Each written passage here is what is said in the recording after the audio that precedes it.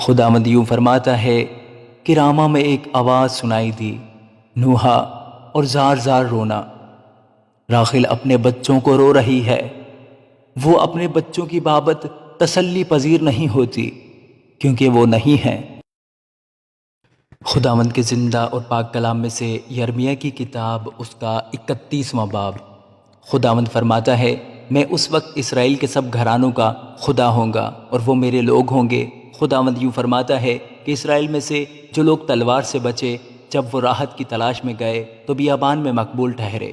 خداوند قدیم سے مجھ پر ظاہر ہوا اور کہا کہ میں نے تجھ سے ابدی محبت رکھی، اس لیے میں نے اپنی شفقت تجھ پر بڑھائی۔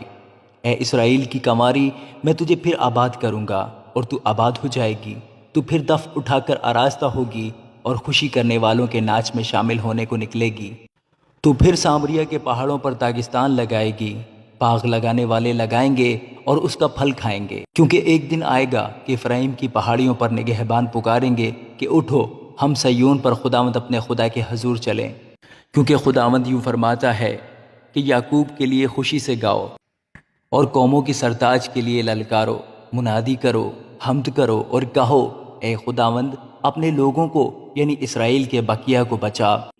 دیکھو، میں شمالی ملک سے ان کو لاؤں گا اور زمین کی سرحدوں سے ان کو جمع کروں گا، اور ان میں اندھے اور لنگڑے اور حاملہ اور زچہ سب ہوں گے۔ ان کی بڑی جماعت یہاں واپس آئے گی، وہ روتے اور مناجات کرتے ہوئے آئیں گے۔ میں ان کی راہبری کروں گا، میں ان کو پانی کی ندیوں کی طرف راہ راست پر چلاؤں گا، جس میں وہ ٹھوکر نہ کھائیں گے، کیونکہ میں اسرائیل کا باپ ہوں اور افرایم میرا پہلوٹا ہے۔ اے قومو، خداوند کا کلام سنو اور دور کے جزیروں میں منادی کرو اور کہو کہ جس نے اسرائیل کو تتر بتر کیا وہی اسے جمع کرے گا اور اس کی ایسی نگہبانی کرے گا جیسی گڈریا اپنے گلہ کی، کیونکہ خداوند نے یعقوب کا فدیہ دیا ہے اور اسے اس کے ہاتھ سے جو اس سے زور آور تھا رہائی بخشی ہے۔ بس وہ آئیں گے اور سیون کی چوٹی پر گائیں گے اور خداوند کی نعمتوں یعنی اناج اور مے اور تیل اور گائے بیل کے اور بھیڑ بکری کے بچوں کی طرف اکٹھے رواں ہوں گے، اور ان کی جان سیراب باغ کی مانند ہوگی اور وہ پھر کبھی غم زدہ نہ ہوں گے۔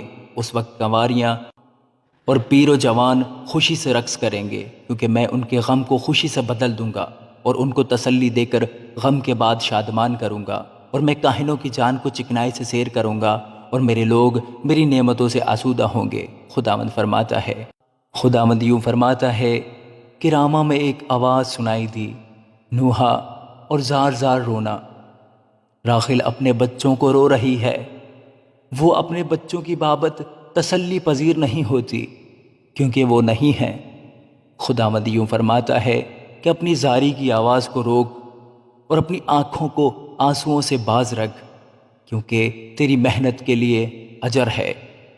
خداوند فرماتا ہے، اور وہ دشمن کے ملک سے واپس آئیں گے، اور خداوند فرماتا ہے تیری عاقبت کی بابت امید ہے، کیونکہ تیرے بچے پھر اپنی حدود میں داخل ہوں گے۔ فی الحقیقت میں نے افرایم کو اپنے آپ پر یوں ماتم کرتے سنا کہ تو نے مجھے تنبیہ کی، اور میں نے اس بچڑے کی مانند جو سدھایا نہیں گیا تنبیہ پائی۔ تو مجھے پھیر تو میں پھروں گا، کیونکہ تو ہی میرا خداوند خدا ہے۔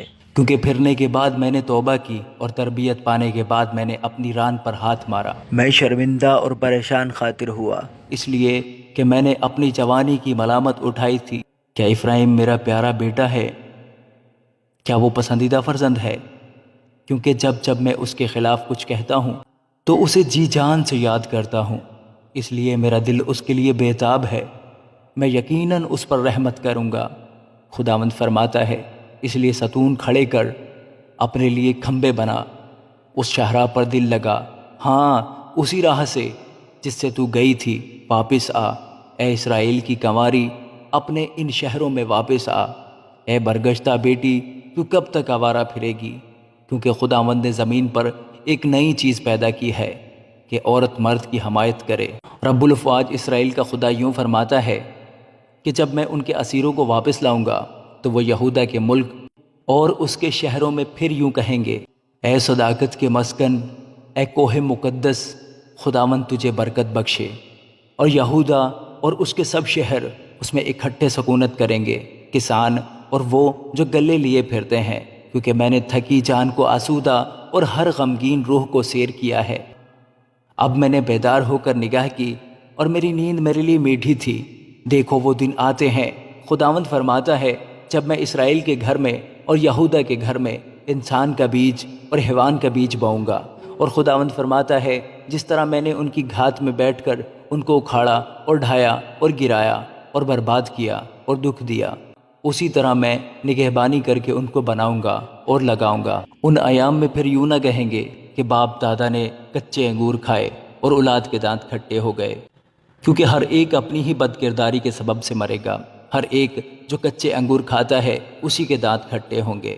دیکھ وہ دن آتے ہیں، خداوند فرماتا ہے، جب میں اسرائیل کے گھرانے اور یہودا کے گھرانے کے ساتھ نیا عہد باندھوں گا، اس عہد کے مطابق نہیں جو میں نے ان کے باپ دادا سے کیا جب میں نے ان کی دستگیری کی تاکہ ان کو ملک مصر سے نکال لاؤں، اور انہوں نے میرے اس عہد کو توڑا اگرچہ میں ان کا مالک تھا۔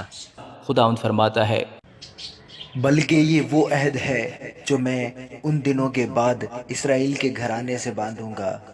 خداوند فرماتا ہے، میں اپنی شریعت ان کے باطن میں رکھوں گا اور ان کے دل پر اسے لکھوں گا، اور میں ان کا خدا ہوں گا اور وہ میرے لوگ ہوں گے۔ اور وہ پھر اپنے اپنے پڑوسی اور اپنے اپنے بھائی کو یہ کہہ کر تعلیم نہیں دیں گے کہ خداوند کو پہچانو، کیونکہ چھوٹے سے بڑے تک وہ سب مجھے جانیں گے۔ خداوند فرماتا ہے، اس لیے کہ میں ان کی بد کرداری کو بخش دوں گا اور ان کے گناہ کو یاد نہ کروں گا۔ خداوند جس نے دن کی روشنی کے لیے سورج کو مقرر کیا اور جس نے رات کی روشنی کے لیے چاند اور ستاروں کا نظام قائم کیا، جو سمندر کو موجزن کرتا ہے جس سے اس کی لہریں شور کرتی ہیں، یوں فرماتا ہے، اس کا نام رب الافواج ہے۔ خداوند فرماتا ہے، اگر یہ نظام میرے حضور سے موقوف ہو جائے تو اسرائیل کی نسل بھی میرے سامنے سے جاتی رہے گی کہ ہمیشہ تک پھر قوم نہ ہو۔ خداوند یوں فرماتا ہے کہ اگر کوئی اوپر آسمان کو ناپ سکے اور نیچے زمین کی بنیاد کا پتہ لگا لے تو میں بھی بنی اسرائیل کو ان کے سب اعمال کے سبب سے رد کر دوں گا۔